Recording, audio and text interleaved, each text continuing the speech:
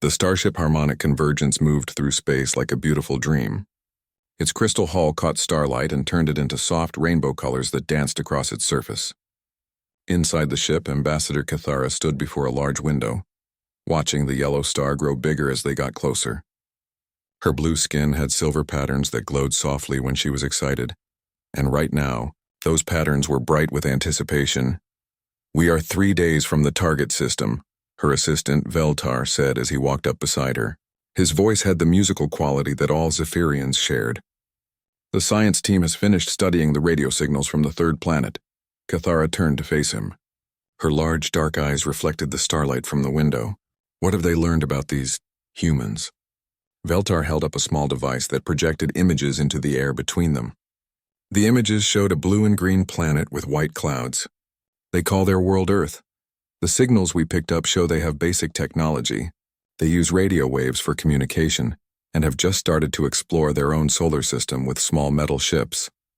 "How long have they had this technology?" Cathara asked, studying the images of the planet.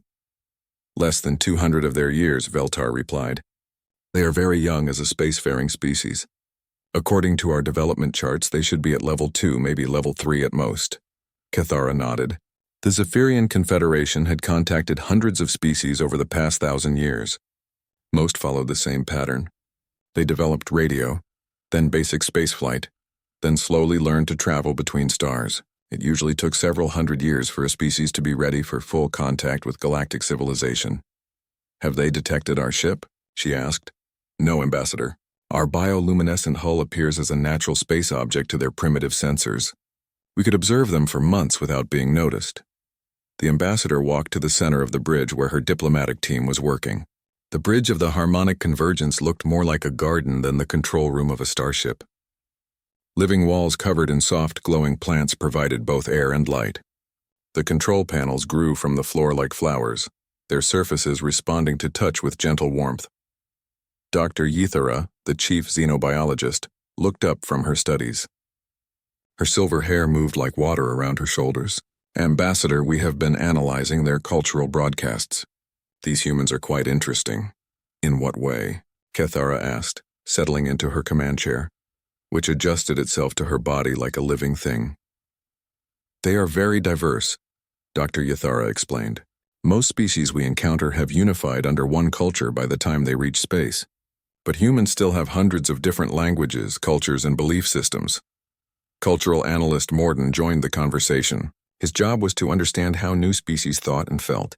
They also show unusual patterns in their entertainment broadcasts. Many of their stories involve conflict and war. "This is strange for a species that has achieved basic spaceflight." Cathara frowned slightly. In her experience, species that made it to the stars had usually learned to live in peace with themselves. Perhaps they are still working through their aggressive phase. Many young civilizations go through this. "There is something else," Veltar said, bringing up new images. "Their space installations around their planet, they are heavily defended." The images showed space stations orbiting Earth.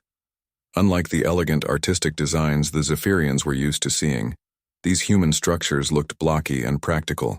More importantly, they had what looked like weapon systems pointing in all directions. "Curious," Cathara mused. "Who are they defending against?" "There are no other spacefaring species in this region." "Unknown, Ambassador. Perhaps they fear each other?" Dr. Yithara brought up more data. "Their radio signals show they have had global conflicts in their recent past. Wars involving their entire planet. But they seem to have stopped fighting each other about 70 years ago." "Good," Cathara said with relief. "Then they are learning. This is normal development. Once we make contact, we can help guide them toward true peace and harmony." The ambassador stood and walked to a wall covered in living crystals. Each crystal held the memory of a successful first contact. The Zephyrians had helped dozens of species join the galactic community. They had a perfect record of peaceful integration. "What is our approach plan?" she asked her navigation officer. "We will enter their solar system at the edge near the outer planets," the officer replied. "From there, we will slowly approach their world while broadcasting standard first contact protocols. Mathematics, universal constants, peaceful intentions. And if they respond with fear or aggression, standard procedure, Ambassador. We show them our cultural achievements, our art, our science. We prove that the galaxy is a place of wonder and friendship, not danger. Cathara nodded. This was how it always went.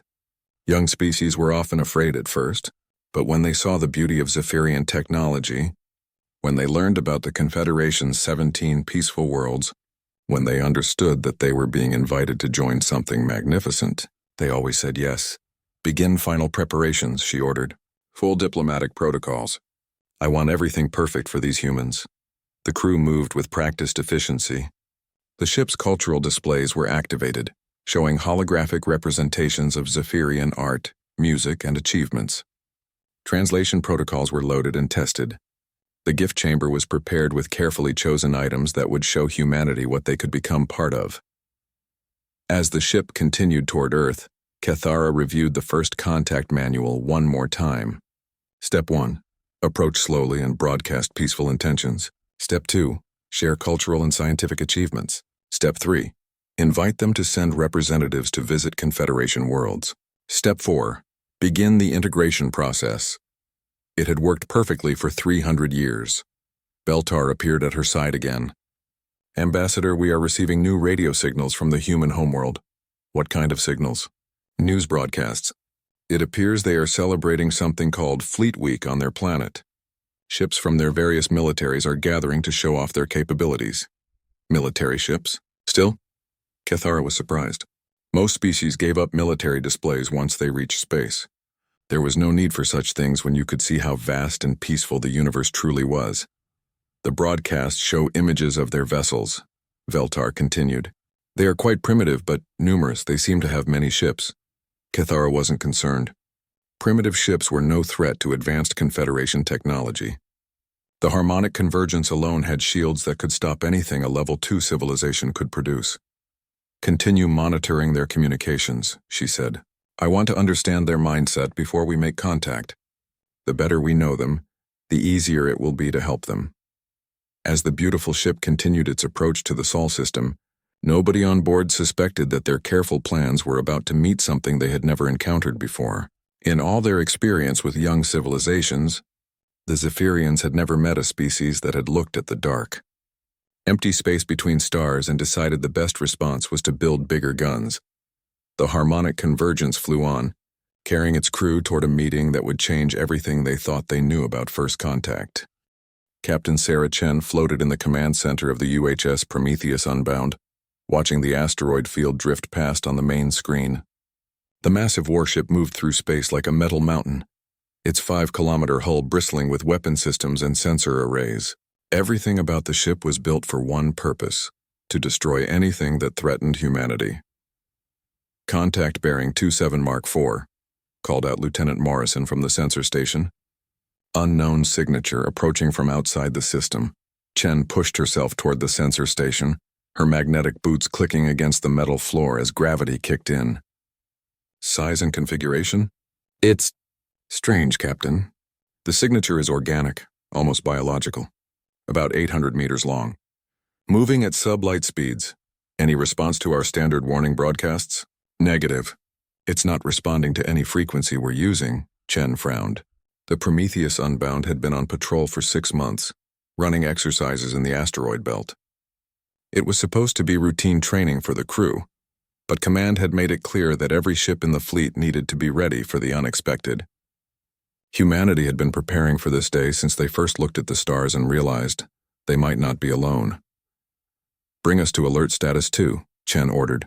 All weapon systems online but not targeted. I want to know what we're dealing with before we do anything dramatic.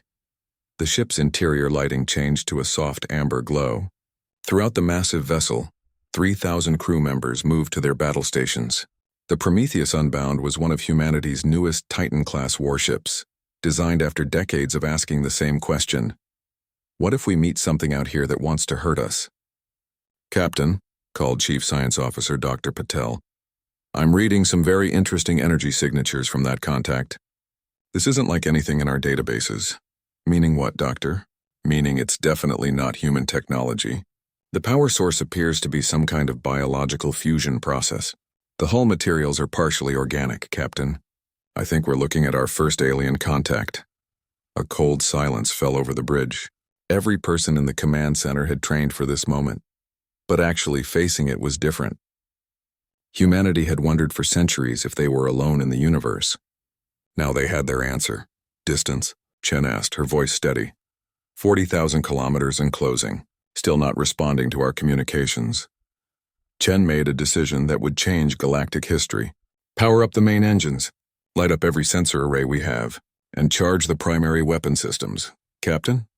Dr. Patel looked concerned. Shouldn't we try to communicate first? Doctor, that ship appeared in our solar system without permission, without warning, and without responding to our attempts at communication.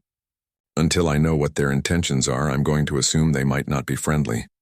The Prometheus Unbound came alive with deadly purpose. Its fusion reactors ramped up to full power, sending energy coursing through systems designed to wage war across star systems. Weapon bays opened like the eyes of some ancient predator. Point defense lasers tracked across empty space, ready to destroy anything that moved too quickly toward the ship. Contact is changing course, Morrison reported, now heading directly toward us. Any change in their energy signatures? Negative. They're still not showing any obvious weapons. Chen studied the tactical display. The alien ship was beautiful, she had to admit. It looked more grown than built, with flowing lines that reminded her of some deep-sea creature. But beauty could hide danger, and she hadn't survived 15 years in the Earth Defense Force by trusting appearances. Open a channel on all frequencies, she ordered. Full broadcast power. The communications officer nodded. Channel open, Captain. Chen took a deep breath. History would remember the next words she spoke. Unknown vessel, this is Captain Sarah Chen of the United Earth Defense Force commanding the warship Prometheus Unbound. You are in violation of Sol System defensive perimeter. State your intentions immediately or be fired upon. Inside the harmonic convergence, alarms were screaming. What is that thing? Ambassador Kithara demanded, staring at the tactical display showing the human ship. It's enormous, Veltar stammered. 5.2 kilometers long. Mass readings are off our scales, but that's impossible. Our intelligence said they had primitive technology. The image of the human warship filled their main screen, and it was like looking at a nightmare made real. Where Zephyrian ships were beautiful, this thing was purely functional. Every line spoke of violence. Every surface bristled with weapons that their sensors couldn't even properly classify. They're targeting us, reported the defensive systems officer, his musical voice cracking with fear. Multiple weapon locks. I can't count them all. Hundreds of individual targeting systems. This must be some mistake, Kithara said, but her voice was shaking. They're a level 2 civilization. They can't have ships like this. Dr. Yathara looked up from her station, her silver hair now pale with shock. Ambassador, I'm reading their power output.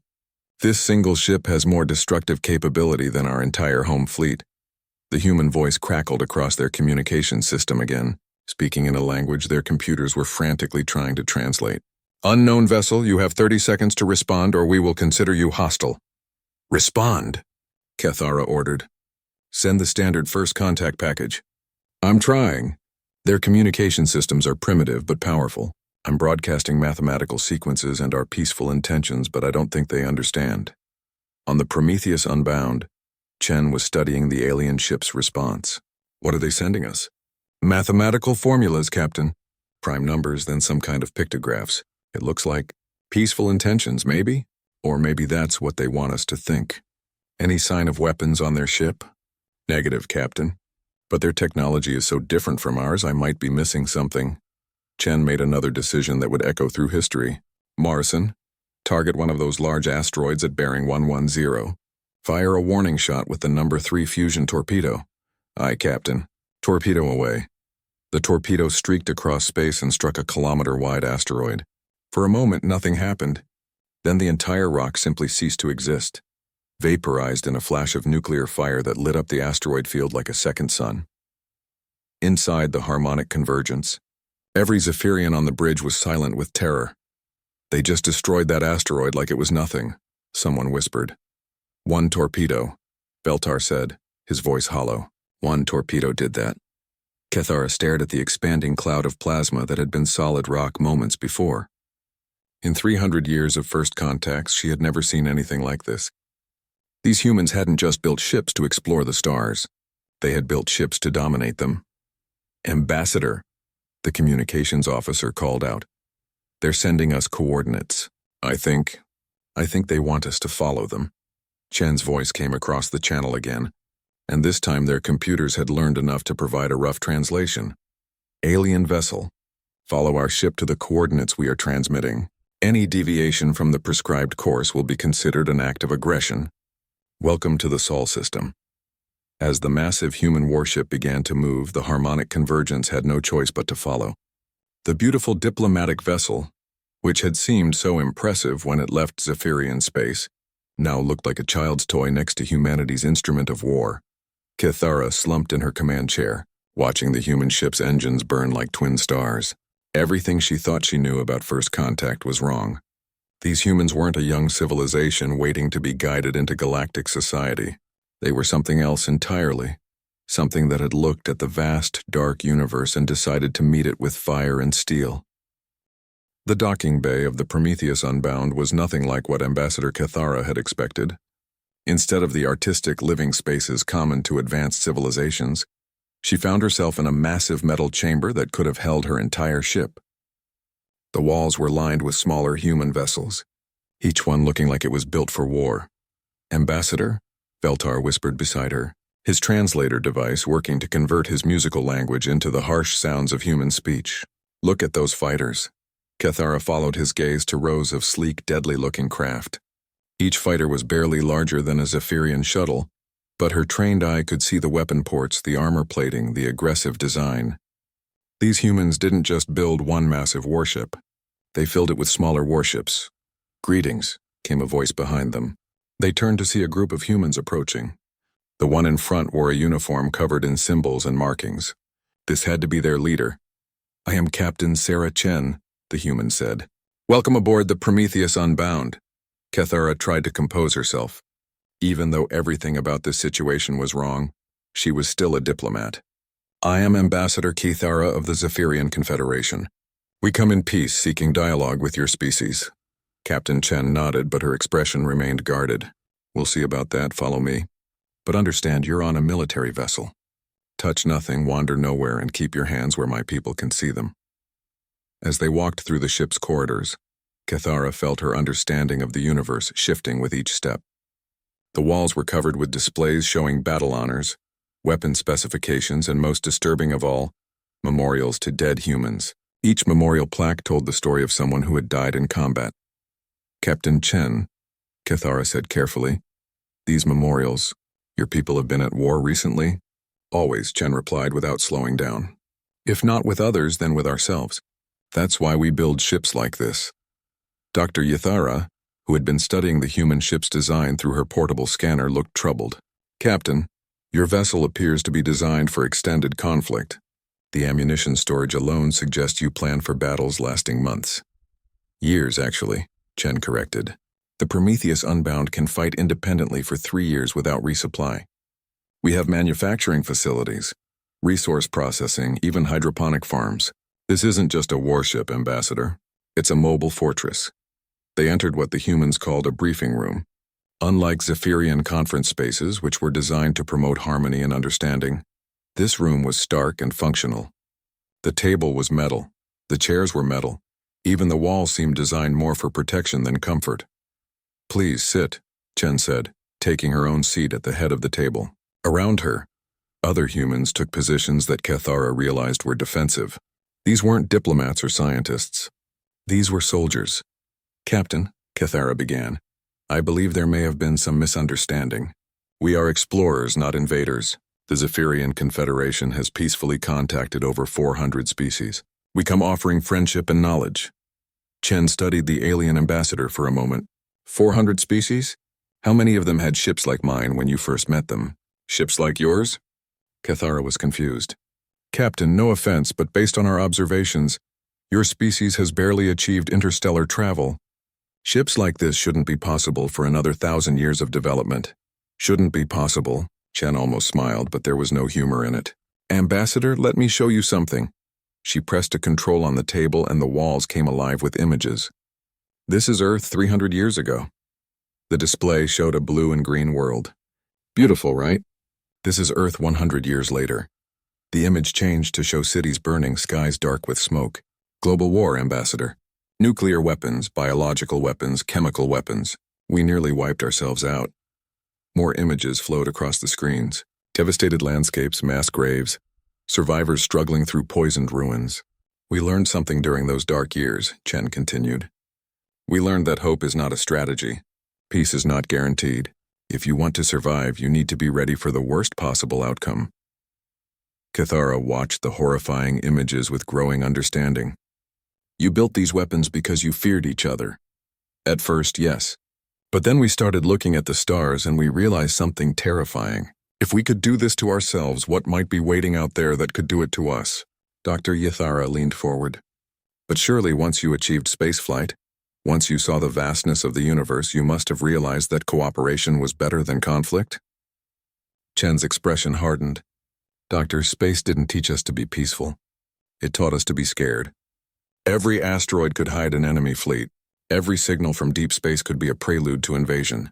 When you've seen what intelligent beings can do to each other, you don't assume that aliens will be any different. The human captain stood and walked to a large window showing the star field outside. The Prometheus Unbound isn't our exploration ship, Ambassador. It's our insurance policy. Veltar spoke up, his voice shaking slightly. Insurance against what? Against you, Chen said simply. Against any species that might decide humanity would look better as slaves or food or just dead. We build ships like this because we've learned that in a universe full of unknowns, the only thing you can count on is superior firepower. Cathara felt something cold settling in her stomach. Captain, in all our centuries of contact, we have never encountered a species that approached the galaxy with such preparation for violence. Maybe that's because the species that didn't prepare are all dead, Chen replied. The room fell silent except for the low hum of the ship's systems. Outside the window, the harmonic convergence looked small and fragile next to the human warship's bulk. Tell me about your confederation, Chen said, returning to her seat. How do you maintain peace across so many species? Through understanding, Cathara said, grateful to be on familiar ground. Through cultural exchange, shared knowledge, mutual benefit. We show species the beauty of cooperation. And if someone doesn't want to cooperate, that has never happened. Every species we've contacted has seen the benefits of joining us. Chen nodded slowly. And if we said no? If humanity decided we didn't want to join your confederation? Cathara hesitated. We would respect your choice, of course. But I cannot imagine why you would refuse. We offer so much. Advanced technology, cultural enrichment, protection. Protection from what? From the dangers of space. Asteroid impacts, stellar disasters, the challenges of expansion. But not from other species? There are no hostile species in our region of the galaxy, Captain. We have brought peace to all the worlds we've contacted. Chen was quiet for a long moment, studying the alien ambassador. Ambassador, let me ask you something. In your 401st contacts, how many of those species had weapons capable of destroying your ships? None, of course. By the time species develop interstellar travel, they have usually evolved beyond such primitive thinking. Or, Chen said quietly, the ones that didn't evolve beyond it destroyed the ones that did, and you never met them. The implications of that statement hung in the air like poison. Cathara had never considered that the Confederation's peaceful expansion might have been possible only because all the dangerous species were already gone. Captain, she said carefully, are you saying humanity refuses our offer of membership? I'm saying humanity makes its own choices, Chen replied. And right now our choice is to keep building ships like this one until we know for sure what's waiting out there in the dark. She stood again, signaling the meeting was ending. You're welcome to remain in our system for a few more days, Ambassador. Study us, learn about us. But understand this. Humanity isn't looking for a protector or a guide. We're looking for equals who respect our right to defend ourselves. As they were escorted back to their ship, Cathara's mind raced with the implications of what she'd learned. These humans had done something unprecedented in galactic history. They had achieved interstellar travel not through peaceful development, but through an arms race with themselves. They had looked at the universe and decided the best way to explore it was with the biggest gun they could build. And the terrifying thing was, they might be right. 3 days later, Ambassador Cathara found herself back aboard the Prometheus Unbound, but this time the atmosphere was different. Captain Chen had agreed to a cultural exchange, allowing the Zephyrian delegation to observe human operations while sharing information about the Confederation. This is our primary manufacturing center, Lieutenant Commander Rodriguez explained as they walked through a massive chamber filled with automated machinery. We can produce everything from ammunition to replacement hull plating while underway. Dr. Yathara watched in fascination as the machines worked. You manufacture weapons while in space? Most species we know rely on planetary facilities for such complex production. Most species probably don't expect to fight battles months away from home, Rodriguez replied. We learned early that logistics win wars just as much as firepower. Cathara noticed something disturbing about the production lines. Lieutenant Commander, these manufacturing systems appear to be producing far more ammunition than your ship could possibly use. That's right. We manufacture supplies for the entire fleet. The Prometheus Unbound is one of 12 Titan-class vessels, and we support over 300 smaller ships. 300 ships? Veltar's voice cracked. But your species has only been in space for decades. How did you build so many vessels so quickly? Rodriguez glanced at Captain Chen, who had joined them. Chen nodded approval. Because we've been preparing for this since we first detected radio signals from space. When we realized we weren't alone in the universe, humanity made a choice. We would be ready. They moved to the next section, which Chen called the Strategic Planning Center. The room was filled with holographic displays showing star charts, fleet movements, and what looked like battle scenarios. These are our patrol routes, Chen explained, pointing to glowing lines that crisscribed the entire solar system. Every approach to Earth is monitored. Every asteroid field is mapped. Every possible hiding spot for hostile ships is under surveillance. Cathara studied the displays with growing amazement. Captain, this level of defensive preparation, it would require enormous resources. How does your civilization justify such expenditure? Chen was quiet for a moment, then walked to a different display. Computer, show historical files. Project designation, never again. The holographic display changed to show images from Earth's past. Cities reduced to rubble, mass graves, children starving in poisoned wastelands. But these weren't the global wars Chen had shown them before. These were older conflicts, smaller but no less brutal. This is why we build ships like this, Chen said softly. Human history is written in blood, Ambassador. We've conquered each other, enslaved each other, committed genocide against each other, all in the name of survival, resources, or ideology. More images flowed across the screens. Ancient armies, medieval sieges, industrial warfare, the systematic murder of entire populations. Every few generations we would swear never again. We would build institutions, make laws, create treaties, and then it would happen again, worse than before. Dr. Yathara looked disturbed. But surely your species evolved beyond such behavior. Did we?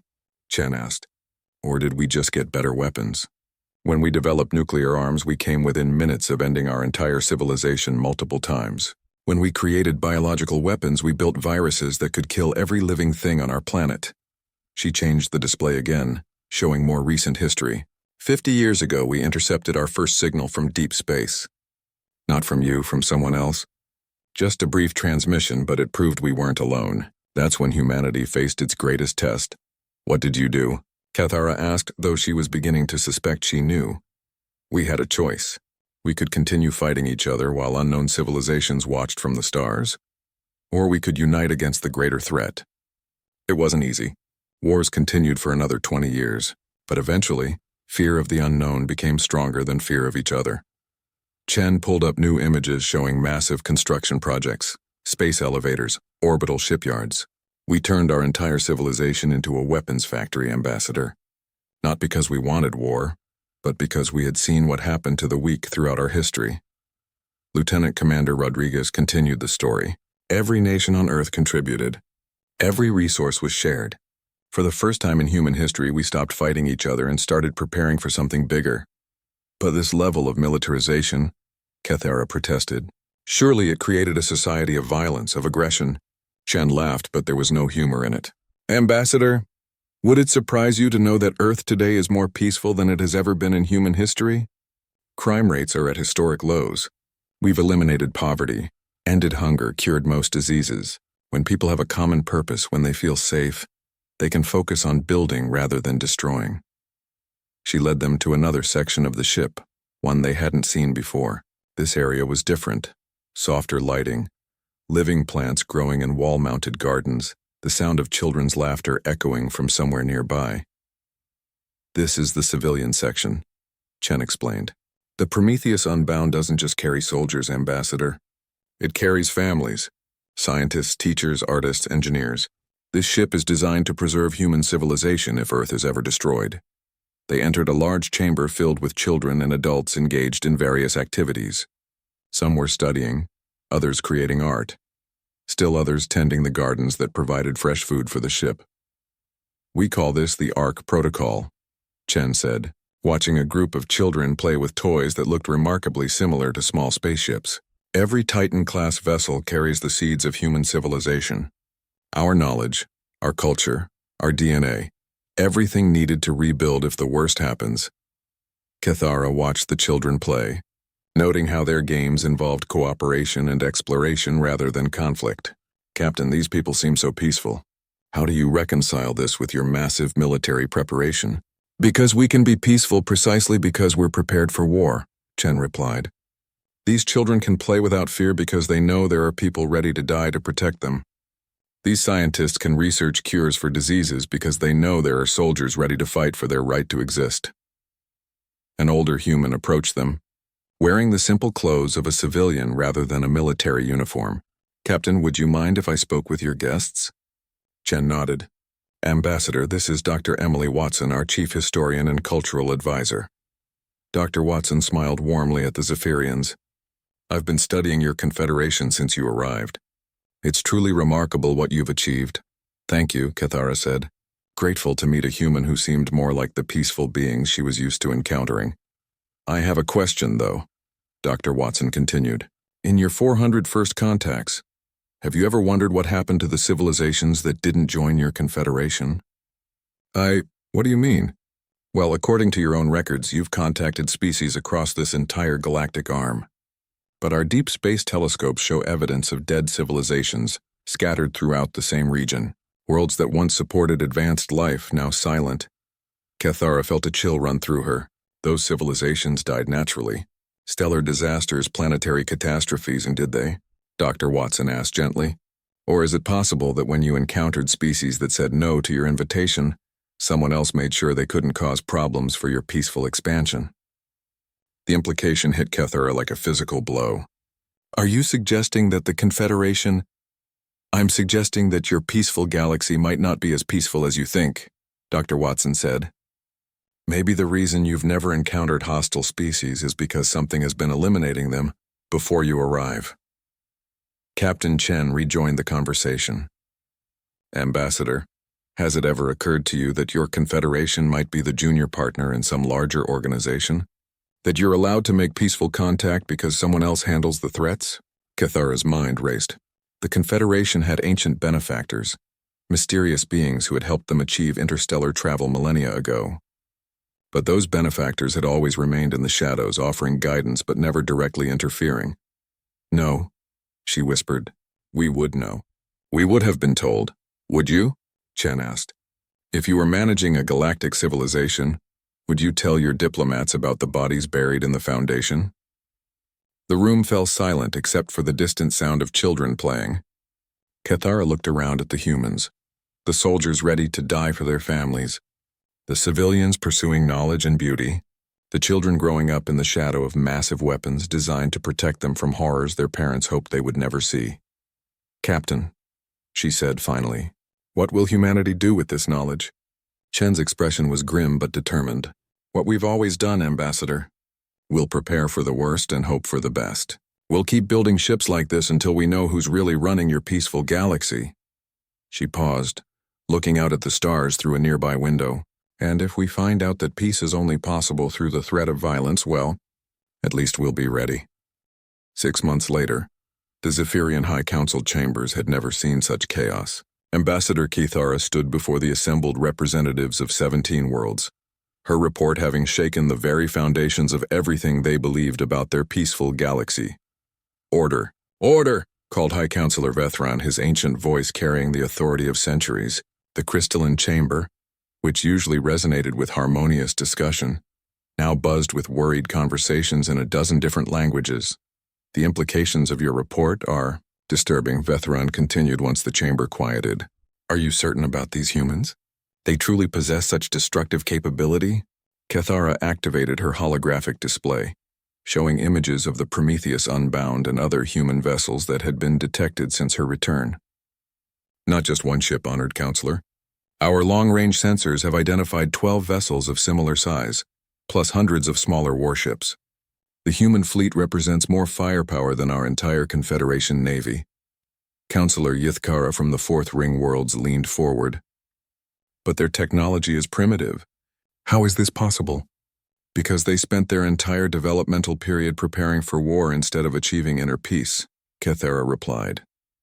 While other species learn to live in harmony, humans learn to build better weapons. Dr. Yithara, who had accompanied the diplomatic mission, stood to address the council. Honored representatives, we must also consider their warning about our ancient benefactors. What if the humans are correct? What if our peaceful expansion was only possible because someone else was eliminating potential threats? The chamber erupted in shocked murmurs. The ancient benefactors were revered figures in Confederation history, mysterious beings who had gifted them with faster-than-light travel and guided their early expansion. High Counselor Vethron raised his hand for silence. Dr. Yithara, such suggestions border on heresy. The benevolent ones have watched over our civilization for millennia. But have they? Dr. Yithara pressed. We know almost nothing about them. They appear when needed, offer guidance, then vanish. What if they're not benevolent protectors, but managers? Meanwhile, halfway across the galaxy, Captain Sarah Chen stood in the command center of Earth's newest orbital defense platform, watching displays that showed the changing galactic situation. In the months since the first contact with the Zephyrians, humanity's view of the universe had expanded dramatically. Captain, we're receiving another diplomatic message, reported Communications Officer Park. This time from something calling itself the Hegemony of Worlds. How many is that now? Chen asked. 17 different civilizations have attempted contact in the past 6 months. All of them claim to be peaceful exploration fleets. Chen studied the tactical displays showing the positions of various alien fleets that had appeared at the edge of human space. Each one claimed to be on a mission of peace and cultural exchange. Each one was also heavily armed and traveling in formation. Funny how many peaceful explorers showed up right after word got out about our capabilities, she mused. Admiral Rodriguez, recently promoted after the first contact incident, joined her at the display table. Intelligence thinks at least half of these diplomatic missions are actually reconnaissance fleets. They're testing our responses, mapping our defenses. And the other half? Probably genuine diplomatic efforts from civilizations that suddenly realized humanity isn't the primitive species they thought we were. Chen nodded, studying the data streams coming in from across human space. Status report on fleet expansion. Production is ahead of schedule. We'll have 20 Titan-class vessels operational within the year, plus supporting fleets. The Mars shipyards are working at full capacity. Good, what about the other project? Rodriguez glanced around to make sure they weren't overheard, then spoke quietly. Project Deep Strike is proceeding as planned. The long-range reconnaissance ships are mapping potential threats beyond our local region. If there really is some shadow organization running the galaxy, we'll find them. Back in Zephyrian space, Ambassador Cathara was meeting with a very different kind of visitor. The being that materialized in her private chambers bore no resemblance to any species she knew. It was tall, ethereal, and seemed to exist partially in another dimension. Greetings, young diplomat, the being said, its voice speaking directly into her mind. I am Curator Melanthara. We need to discuss your recent contact with the humans. Cathara felt a mixture of awe and fear. This was one of the benevolent ones, the ancient beings who had guided the Confederation for millennia. Honored Curator, I am privileged by your presence. Your privilege may be short-lived, the Curator replied coldly. The humans represent a significant disruption to galactic stability. They must be managed. Managed? Cathara was confused. But surely we can find a peaceful solution. They seem reasonable if somewhat martial in their approach. The Curator moved closer, and Cathara felt an overwhelming presence pressing against her mind. Young one, you do not understand the delicate balance we have maintained for eons. Species like the humans cannot be allowed to develop unchecked. What do you mean? I mean that throughout galactic history, Aggressive species have repeatedly threatened the peace we have built. The Zulkari Empire, the Vorthon hegemony, the destroyer cults of the Outer Rim, all eliminated to preserve the greater harmony. Cathara felt her world crumbling around her. Eliminated? You destroyed entire civilizations? We preserved billions of lives by ending the existence of those who would have consumed them, the curator said without emotion. It is the burden of advanced beings to make such choices for the greater good. But the humans haven't threatened anyone. They've been peaceful in all our interactions. Peace maintained by the threat of violence is not true peace, the curator replied. It is merely delayed conflict. The humans' military philosophy will spread to other species, disrupting the harmony we have spent millennia creating. Cathara backed away from the being, her mind racing. You're planning to destroy them. We are planning to restore balance. The human fleet will suffer a series of unfortunate accidents.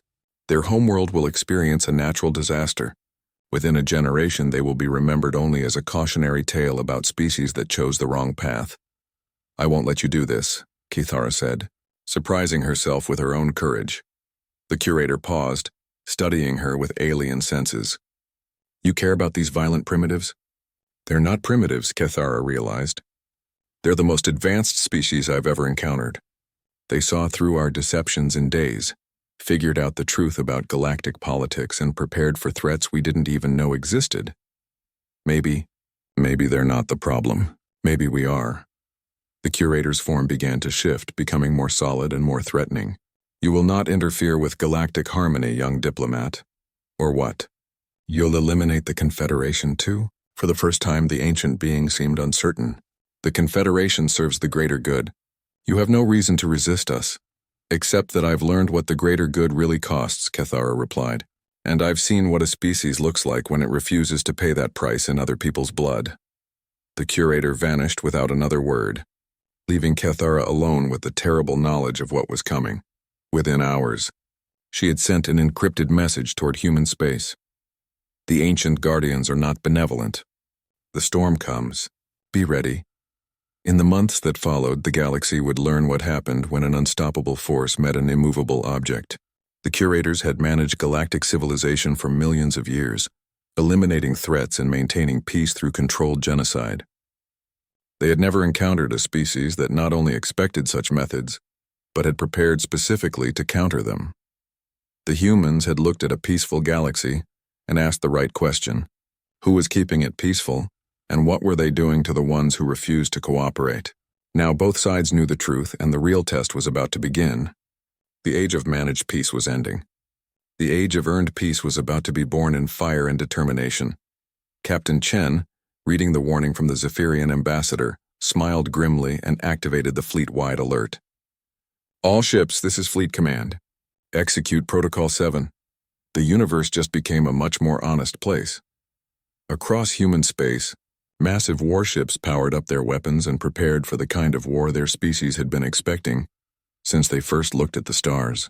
They had built these ships not because they wanted to fight, but because they had learned that sometimes the only way to achieve real peace was to make the cost of war too high for anyone to pay. The galaxy was about to learn why humanity had chosen to speak softly and carry a very big stick.